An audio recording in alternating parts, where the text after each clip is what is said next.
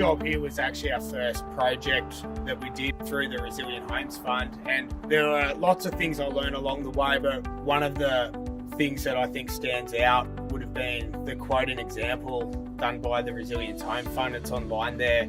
Try and use those tools that the Resilient Homes Fund gives you. Try and work with them. It's worth learning. You should get a lot out of it using their examples.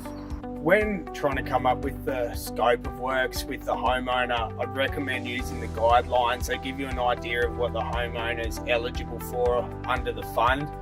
For example, like raising hot water systems and air conditioning units, but you don't have to stick exactly to those guidelines. You can, as a builder, come up with your own ideas as well, like we've done with the stairs on this job.